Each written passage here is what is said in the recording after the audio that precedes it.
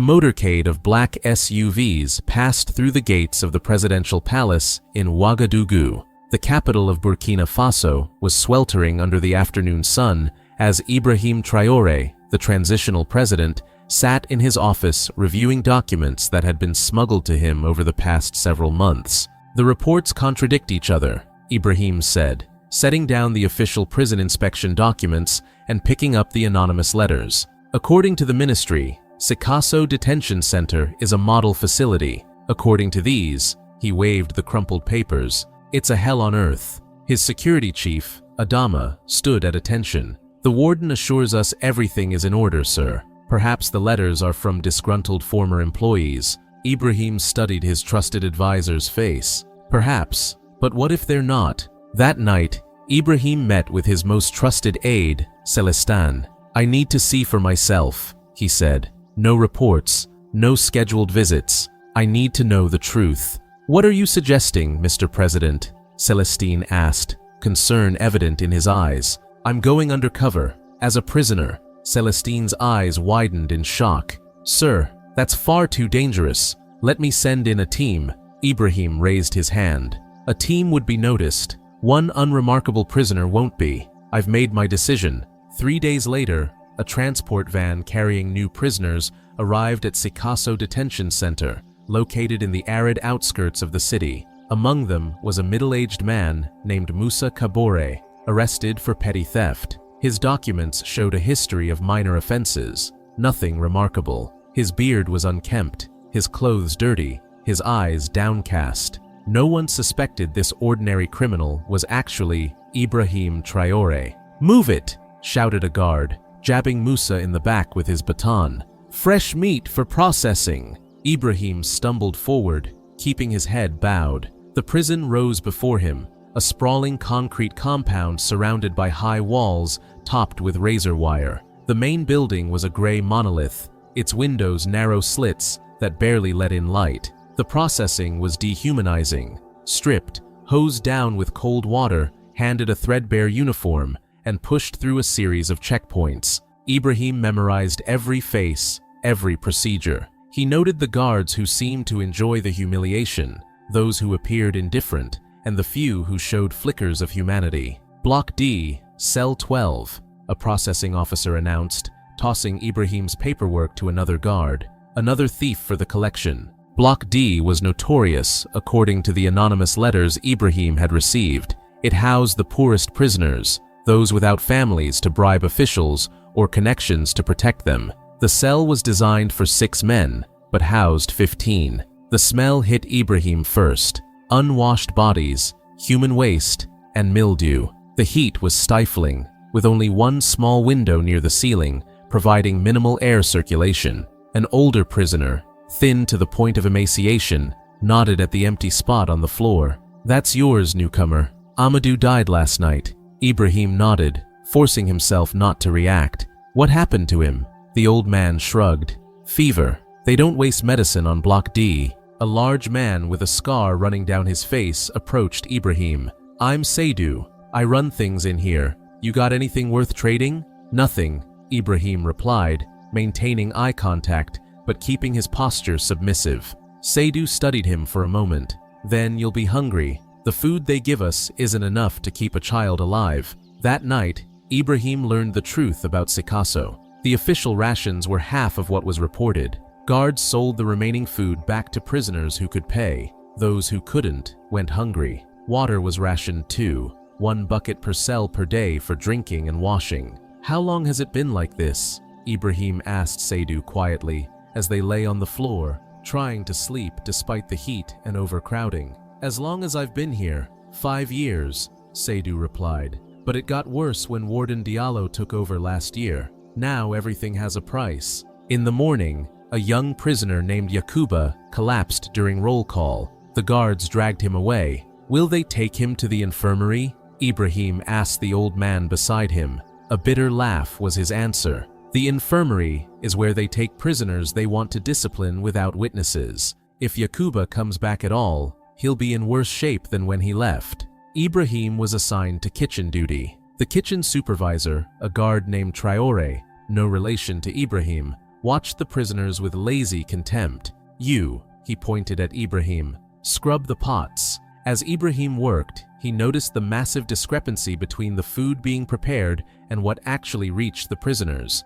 Fresh vegetables, meat, and rice were prepared for the guards' meals, while prisoners received watery porridge with occasional scraps. "The government pays for proper nutrition," Ibrahim said quietly to another kitchen worker. "Where does it go?" "In the warden's pocket," the man whispered. "Keep your voice down unless you want to visit the treatment room." On the third day, Ibrahim witnessed his first death. A prisoner in his cell, a young man named Issouf, had been coughing for days. The guards ignored his deteriorating condition. In the night, Issouf's coughing turned to gasping, then silence. "Malaria, probably," Seydou said, covering the body with a thin blanket. "Or TB. Doesn't matter now." In the morning, guards removed Issouf's body with no more ceremony than taking out trash. Ibrahim watched as they marked something on a clipboard. "What are they writing?" he asked. "They'll report he died of natural causes," the old man replied. "No one questions it.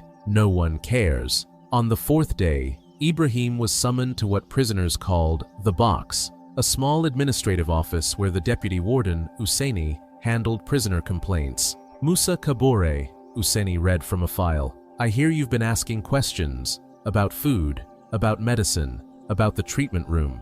Ibrahim maintained his role. "I'm just trying to understand how things work here." Husseini leaned forward.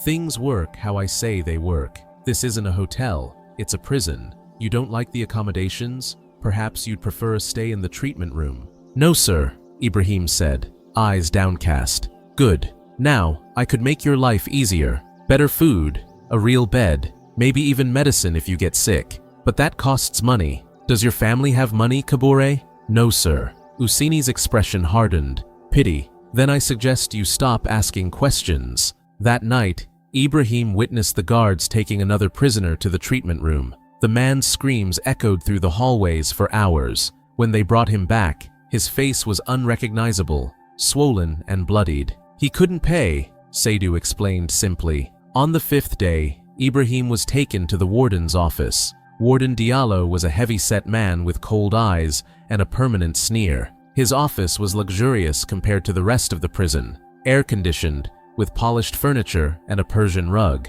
"So you're the troublemaker," Diallo said, without looking up from his papers. "Asking too many questions." "Just trying to survive, sir," Ibrahim replied. "Survival here is simple," Diallo said.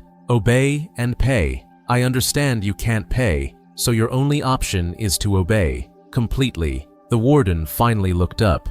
"You know what happens to prisoners who don't understand this simple rule?" He pressed a button on his desk. 2 guards entered, carrying electric batons. "Take him to the treatment room," Diallo ordered. "Teach him how things work at Sikasso." The guards grabbed Ibrahim's arms. As they were about to drag him away, Ibrahim spoke clearly and calmly. "Warden Diallo, I wouldn't do that if I were you." Something in Ibrahim's tone made the warden pause. "And why not?" "Because I am not Musa Kabore," Ibrahim said, straightening his posture. "I am Ibrahim Traoré, president of Burkina Faso, and you are under arrest." Diallo laughed, but there was uncertainty in his eyes. "A pathetic bluff. Take him away." "Check my left forearm," Ibrahim said. "Under the skin is a subdermal tracker placed there by presidential security. Your guards missed it during processing. My security team has been tracking my movements. They're outside right now." As if on cue, the sound of helicopters filled the air.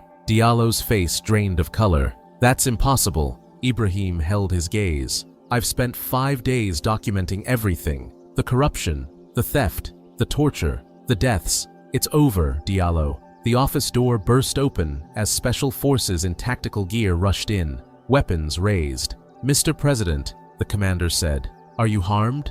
"I'm fine," Ibrahim replied, then turned to Diallo. "But many others aren't." The next hours were chaotic. Special forces secured the prison. Records were seized. Guards were detained. Prisoners were given medical attention. Ibrahim stood in the prison yard, now wearing the uniform of the president again. Before him were gathered the prisoners of Sikasso, thin, frightened men watching with disbelief as their tormentors were led away in handcuffs. "People of Burkina Faso," Ibrahim addressed them. knowing his words would reach beyond these walls. Today marks the end of an era of corruption and cruelty. I came here to see the truth with my own eyes, and what I saw shames our nation, but it also gives us a chance to rebuild. He looked at the faces before him, Seydou, the old man, others whose stories he'd heard during his brief stay. From today, Sikasso Detention Center is closed. You will be transferred to proper facilities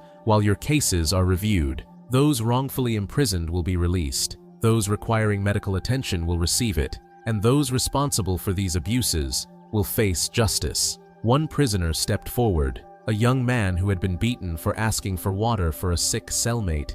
"Is this real?" he asked, his voice barely above a whisper. Ibrahim walked to him and placed a hand on his shoulder. "Yes, it's real. The darkness that was Sikasso is over." 3 months later, Ibrahim stood at the site of the former detention center. The old buildings had been demolished. In their place rose a new facility, the Sikasso Rehabilitation and Education Center. "The foundation of justice is not punishment," Ibrahim told the gathered officials and journalists. "It is dignity. Every person, even those who have broken laws, deserves basic human dignity." The new center included classrooms, workshops, medical facilities, and proper living quarters. Guards had been replaced by trained corrections officers. Corrupt officials had been prosecuted. As Ibrahim toured the facility, he was approached by a familiar face, Seydou, now working as a peer counselor for new arrivals. "You changed everything," Seydou said.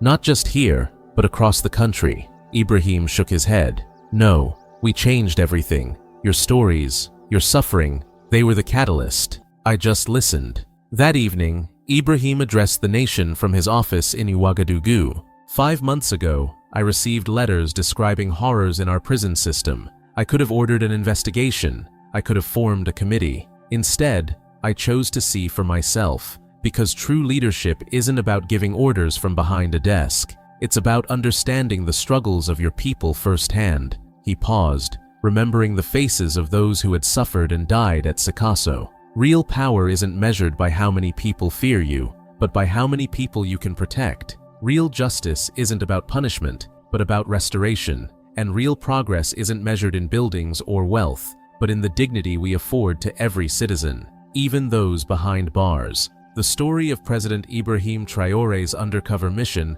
spread across West Africa. Other leaders were challenged to follow his example of hands-on leadership and radical transparency. Prison reform movements gained momentum throughout the region.